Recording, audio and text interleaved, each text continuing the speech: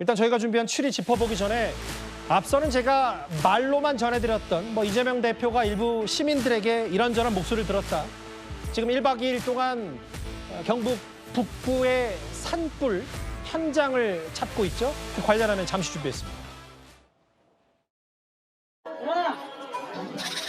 인터넷 나가셨으면은 지금 불 배 타고 못 타고 있는데 불타고 가자.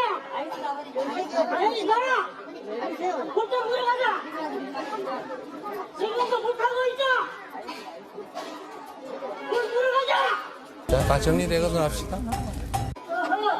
누구야? 다 됐어요? 못 타고 있다. 참고 안해. 3일째 타고 있다. 3일째 못 타고 있다. 3일째. 하나 뜨고 불좀 불어가자. 불좀 불어가자. 야, 정세서. 왜 그런 이야기하냐?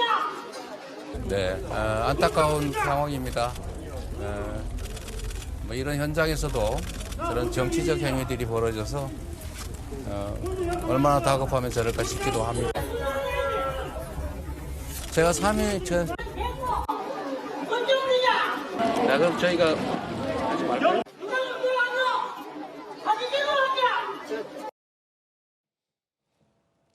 지금 역대급 한 번도 겪지 못한 산불이 경상북도 지금 서울 절반을 면적을 잿더미로 만든 저 산불. 이재명 대표가 무죄 이후에 바로 현장에 갔는데 강지현 여러분 지금 현장에 봤듯이 뭔가 지금 이재명뿐만 아니라 시민들이 많이 격양돼 있어요.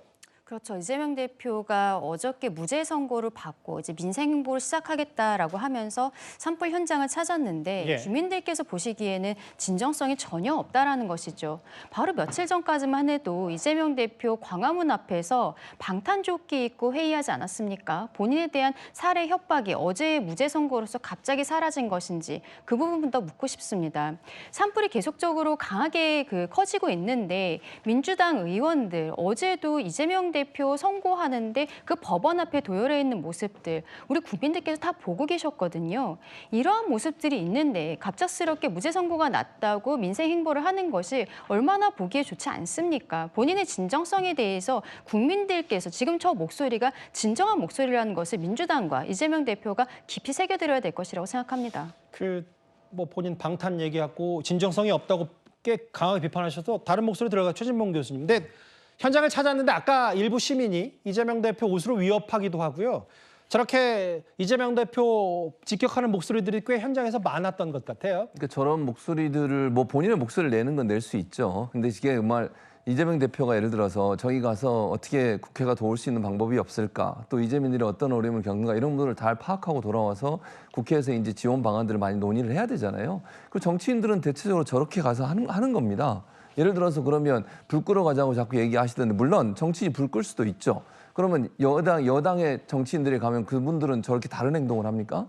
저는 저런 표현을 쓰시는 분이 정말로 진정으로 본인의 안타까운 마음을 표현했다고 생각하지만 너무 저렇게 계속 얘기하는 게 맞는지 잘 모르겠어요. 한두 번 말씀하시고 충분히 듣고 하겠다고 얘기했는데도 계속 옆에서 인터뷰하는 것을 저렇게 하시는 것은 너무 지나친 면이 없지 않아 있다고 저는 생각합니다. 그래서 불 끄러 가는 거 맞죠? 그리고 정치인들이 예를 들면 가서 정치에서 할 수 있고 해결할 수 있는 문제들, 추경이든 아니면 지원 문제든 이런 문제를 현장에서 잘 소리를 듣고 와서 그걸 시행하면 된다고 생각합니다. 그런 점에서 여야 정치인들이나 아니면 정부 관계자들이 저기 현장에 가서 저런 모습으로 현장의 문제점도 파악하고 또 피해 상황들도 좀 발견하고 이런 부분들을 하는 것을 그냥 마냥 나쁘게만 보지 마시고 물론 충분히 이해는 해요. 알겠습니다. 항의하시는 분들의 말씀은. 지난 작년에 의해서 올해도 좀 피해를 보셨다는 시민들도 꽤 많아서요. 예, 말씀하십시오. 네, 그래서 그런 부분들이 정치인들한테 잘 전달될 수 있도록 하고 또는 정치인들은 정치의 영역에서 어떻게 도울지 하는 부분들을 깊이 고민하는 시간이 있어야 한다고 생각합니다. 본인의 무죄 이후에 이제 사실상 대권 행보를 이재명 대표 입장에서는 시작한 것 같습니다. 그런데요, 여당을 좀 냉정하게 살펴보면 모르겠어요. 무죄, 골프 사진 조작 챌린지도 할 수 있고 여러 가지 판사를 비판하는 목소리도 낼 수 있긴 한데 여권에서도 지금 사실 이재명 대표의 피선거권 박탈만 바라보다가 조기 대선 대비도 전혀 하지 못한 건 아니냐라는 난감한 기류도 분명히 있습니다. 보수, 차기 대권주에 될 목소리 한번 들어보겠습니다. 걱정과 우려, 이런 우려들이 반영이 돼서 저한테 여론이 높은 것으로 나오는 것 같은데 저는 정말 너무 무겁고 가슴이 아픈 일입니다.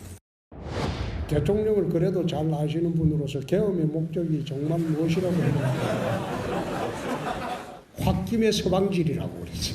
야당은 저래 힘들게 하고 한동훈이는 밑에서 자꾸 깐족대고 그러니까 대통령 입장으로서는 얼마나 속이 타겠어요.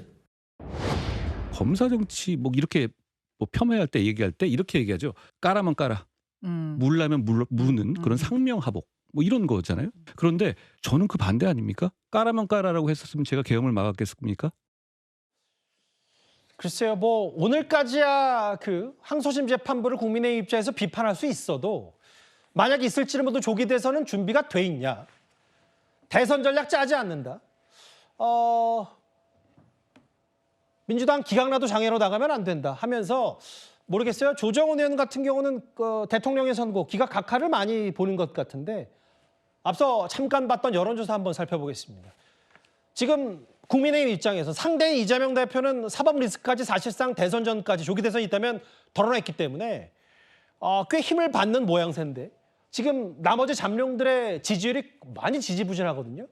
그런데 이현정 의원님 여기서 좀 눈여겨볼 게 뭐냐면 뭐 8, 6, 5, 5도 있지만 여전히 차기 대통령 적합도에 없다 28, 모름 무음당 6, 정하지 못한 34 이런 부분들을 앞으로 어떻게 보수가 결집시킬 수 있을지 혹은 이재명 대표에 누가 맞설 수 있는지 이제부터 좀 고민이 필요한 시점이 됐어요. 그렇죠. 사실은 뭐 더 이상 이재명 대표와 관련된 이 사법부의 어떤 뭐 이 판단들 이것만 기대는 운동은 지금 결정적인 한계가 있지 않습니까? 이미 사법부가 제 개인적으로는 상당히 정치화됐다고 생각이 드는데 아마 이제 오늘 또 계속 대법원 이야기를 하고 있는데요. 이거 이야기한다고 해서 대법원에서 뭐 이렇게 빨리 내주고 이럴 가능성이 없습니다.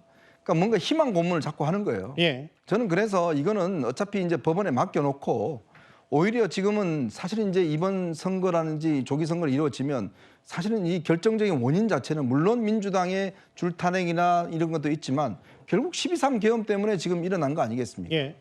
이제 그런 상황이라면 이거는 여당한테 원죄입니다, 사실은. 이걸 어떻게 극복할 것인가에 대한 문제를 국민들에게 제시를 해줘야 돼요. 자, 그리고 이재명 대표와 여러 가지 사법 리스크 다 빼고 정말 정책과 비전으로 맞짱을 뜰 수 있는 사람이 누구냐 이 경쟁을 시작해야 됩니다.